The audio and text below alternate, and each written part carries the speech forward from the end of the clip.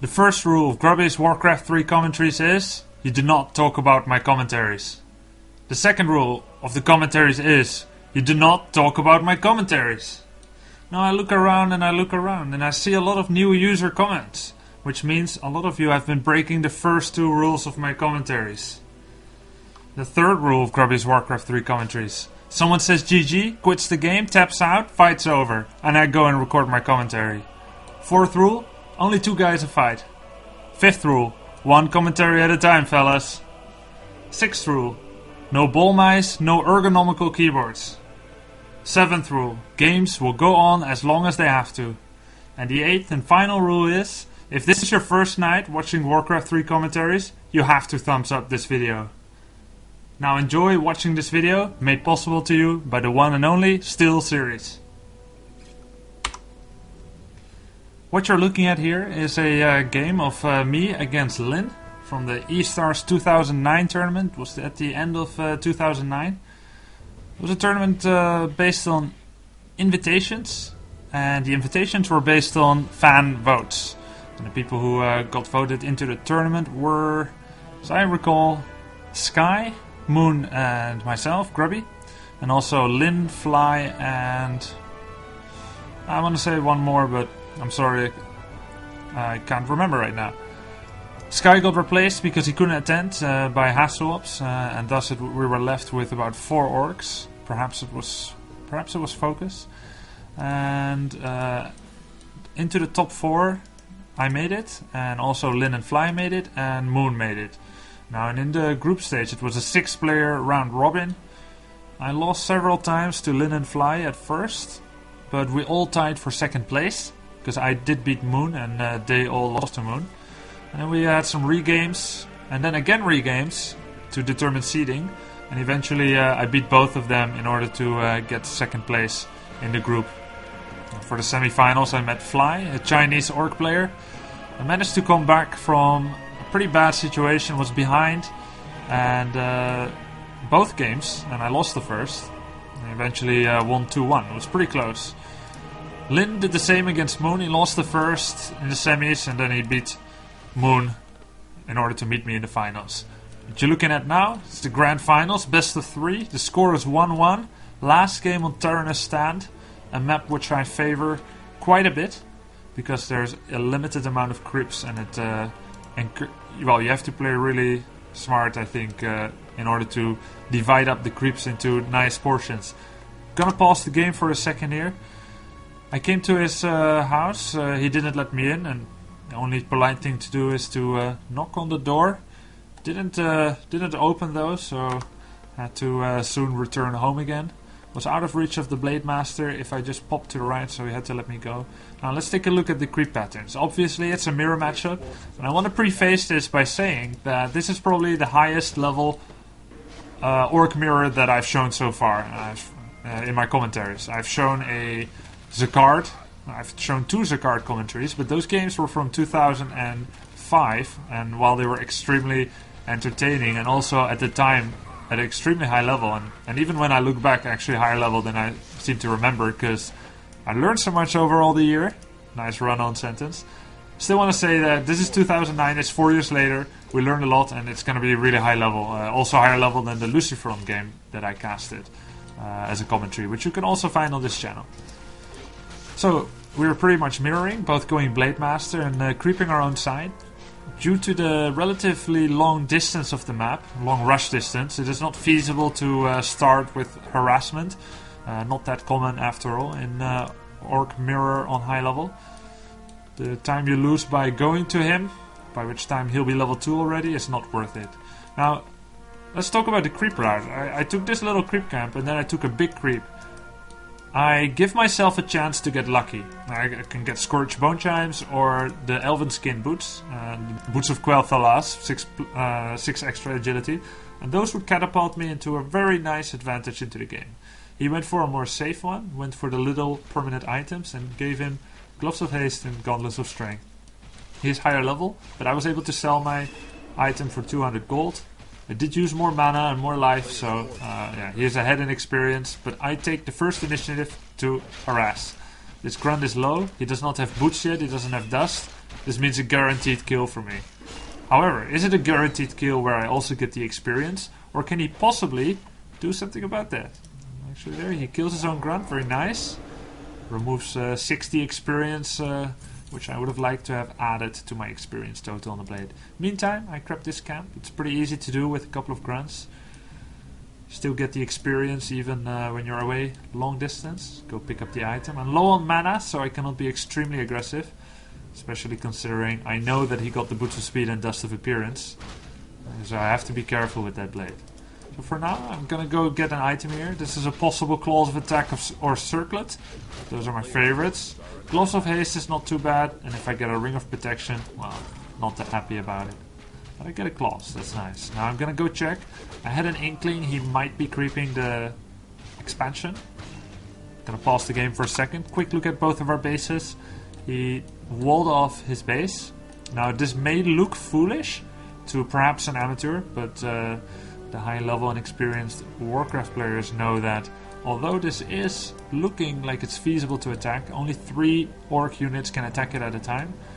Peons are close by to repair, and it is in fact more important to wall off and let your burrows take the hits than the peons. If you have an open base, Blade Master can pop in and out and cause any number of horrors. In the meantime, I did a wall off as well. I have one tree open, took away that one, and this allows me to cut it open at a very short notice. Sometimes I even try to get like 4 full returns of wood on that tree so that I can just cut it down in one go really easily. He is already cutting at this one as well, and it will line up about nicely with his burrow finishing, so there's no risk of him losing his burrow. Now he's creeping this camp. He got the boots of Quel'Thalas, and he's going to get a tome from here. It's a tome of experience. I was just too late to pick it up, but I do see a lot of juicy grunts, which I'm attacking now while I'm creeping relatively easy camp again. Now I killed a grunt there, but I do not have boots nor mana, and he has a lot of mana, boots and windwalk, and he's level 3, so that bodes pretty poorly for me, pretty bad. He goes there, I have a boots and a staff, and he tries to get a double hit on me. There he gets 1 hit, but I quickly turn around, and if I hadn't, he would have got the hit and I would have died. So, extremely lucky to escape there with my life. Not level 3 yet. Gonna try to get level 3 now, which will give me extra mana in order to try and escape this treacherous little Blade Master. He's down to 2 grunts. I did kill 2 grunts, but overall he has better items and higher level due to the way we crept and due to the experience stone. Now, we look at him. Since he is on the offensive and he has a level 3 blade and I do not, he is able to build his tech buildings outside of his base. Now, that is significant since if the opponent is going to harass like so, this bestiary is exposed. It costs me money, it delays my raiders, and it allows me to be less aggressive. I have less map control, so I did not have enough life with my Blade Master nor mana to chase him away from that. So nice illustration of how it helps to get level 3 Blade Master before your opponent and to have higher HP on your hero. Gonna try to catch him, but there's no catching a freshly windwalked Blade Master level 3 with boots, even when I speed scroll and hex after him. So this is all a big waste of my mana. In the meantime, he did not use his time that usefully because his shadow was blocked. So no real loss. I just lost quite a bit of mana. And he cancelled that bestiary. Now, if I had been on the offensive, he would have had the opportunity, to build the bestiary and spirit lodge here behind his base. But if you do that, it always takes a little bit longer, just a little bit longer for the units to rally out of the base and get to where you want them to be. So to be proactive and to have your units come into the field really quickly, it's nice to be able to build them outside. The Spirit Lodge is so valuable that I put it in there, but it's a little cluttered, so I made my bestiary outside and paid the price. But all in all, we're still kind of equal. Now, he's playing the hunting game. He's wondering, am I gonna find you with my Shadow Hunter? It's good that he does that, because he was down to 2 grunts, now 3, which means he has less creeping potential. If we both gonna creep and I have 4 grunts and he has just 3, I'm gonna be faster at creeping. Therefore he tried to be aggressive at first. He also has that Blade Master level 3 with a lot of mana, which makes it very possible for him to deny creeping, possibly kill me, my hero or my grunt, if I try to start creeping already. But I'm playing safe. I spirit linked my hero as well. Meantime, I'm trying to deny creeping here. I do know that his blade was suddenly unaccounted for because I didn't see him for a while, which means I have to be careful. So I come here with my whole army. I knew he's creeping, and I rather deny him from creeping. It was kind of risky for him to creep that, since there are creeps which do ensnare and poison damage, and his blade wasn't helping. So I know I can get some result here. Make him use more heal souls. Look, he has no more heal souls. He needs to go all the way back in order to get more. And that's just pretty nice for me. I already have my radar and walker, and I saw him with only grunts, so effectively chased him away. And now I can go clean up those little green camps if I want to. Looking at my base, making 4th burrow, getting my Spirit Walker upgrade and ensnare. He already, he didn't start his Spirit Walker upgrade yet. Probably already has ensnare and 2 raiders, so he has a little bit more micro potential there. Now, cancel that grunt, he immediately solves it again. I think I actually only cancelled the Shadow Hunter maybe, but yeah, now again, he has only 1 heal solve, probably needs to go get another one if he wants to be creeping. So, just cancelling that, pretty nice. Meantime, I'm getting this one. Poison creep was not there anymore, no item for that. And he drank clarity, he's gonna go check. Extremely important in a mirror situation with level 3 blades to take both good care of your blade, while at the same time achieving maximum scouting and harassment potential. And to be honest, Orc Mirror is really, it's one of my favorite matchups. It's just so cool. You have equal weapons, and it's all about like the most perfect use of the tools that you have. There I dusted, he has no mana, I quickly check.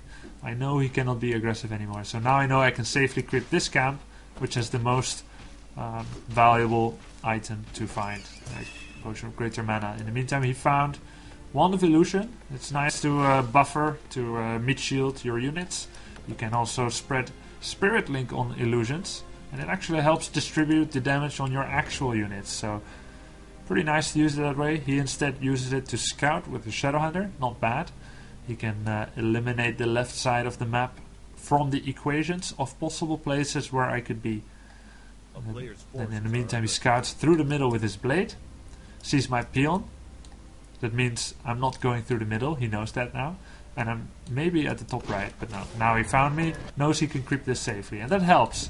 Now he doesn't need to use any dust of appearance, he can quickly take this camp, and he knows I'm not going to be able to steal it, because he saw my blade. It's accounted for. In the meantime, he's going to try to harass here. Won't work, I had already had the dust on him, and now I'm going to ensnare, hex, and let me just give you an advice. If you do have 2 raiders against you and a Shadow Hunter, don't risk it. Use that invulnerability potion and get out. Now I find my experience tome, it's only fair. Meantime, we creep this. Potion of invulnerability. He's going to be able to give that to his Blade Master. He did use one after all just now. And now he's level 3.5, 3. And I am level 3.5, 3.4. So I actually crept more than him in the mid stages of the game. He's finally getting his Spirit Walker upgrade. And he also is getting a Kodo and Raider and armor upgrade.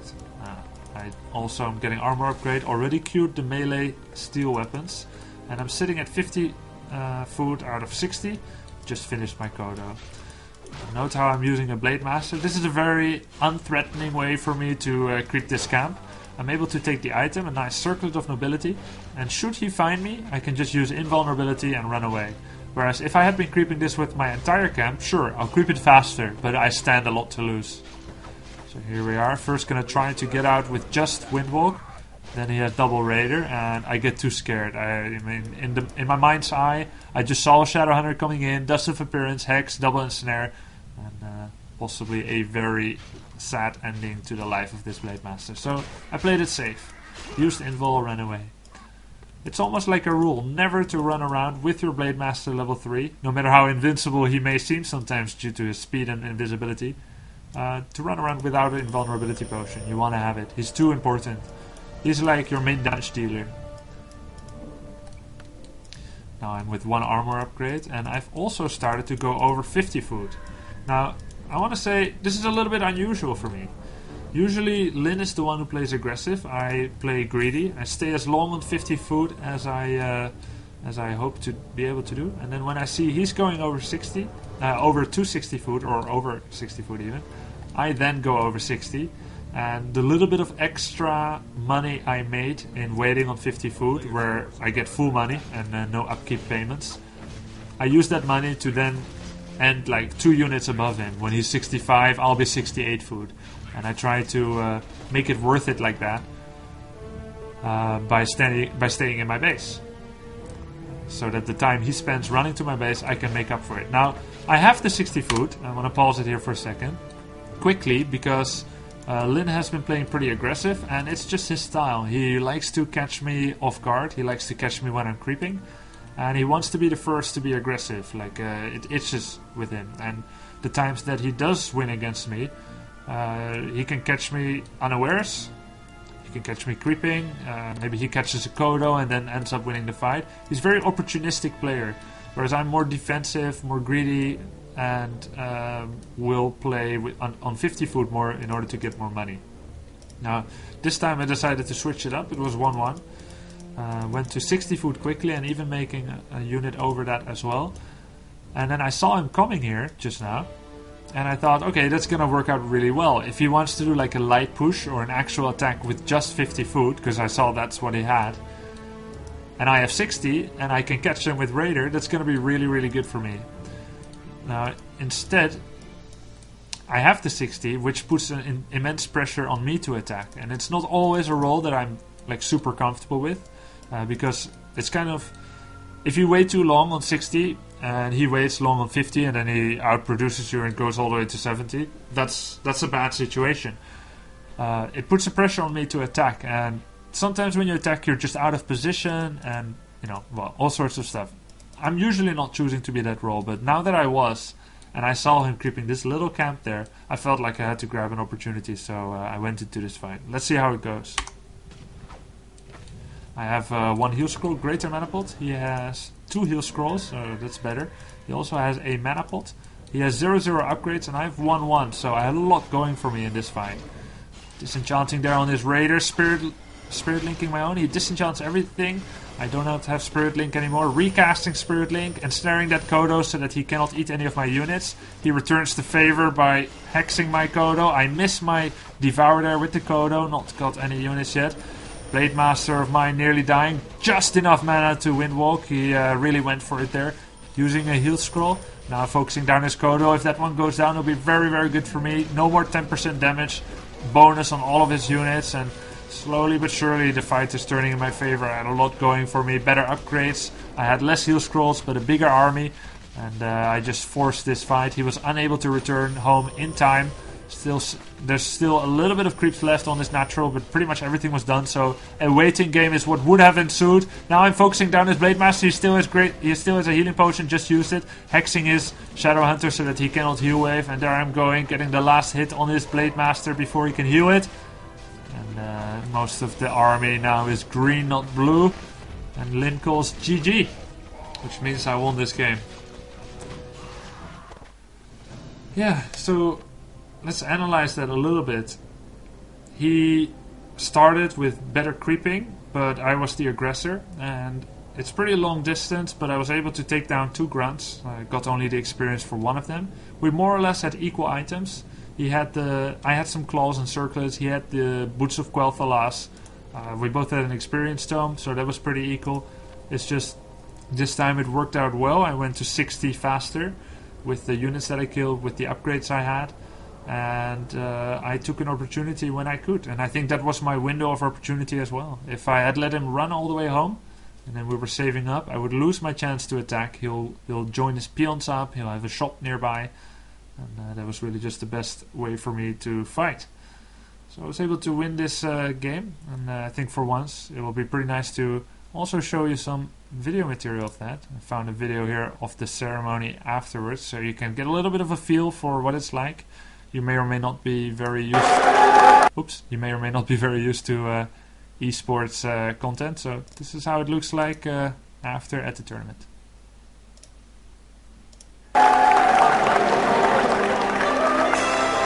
자, 여러분들 만약 실패하는 선수에게는 상금 700만 원과 트로피가 전달되겠습니다. 이 사실 온 2009 피노르게 부산 워크래프트 3 부분을 화려하게 장식한 많은 시행카드를 있었습니다. 여러분 다시 한번 큰 박수 부탁드립니다. 세상에 스포츠는 공산제와 강진영.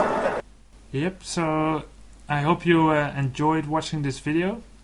This was made possible to you by Steelseries. You can follow them on Twitter @Steelseries and on Facebook, facebook.com/Steelseries. You can also find the last 9 episodes of my Warcraft 3 commentaries on this YouTube channel, as well as the 4 StarCraft 2 commentaries that I've recorded so far. Now you go out and get yourself a fight, a game, and you go win. This was Grubby, and I thank you for watching. Have a great day.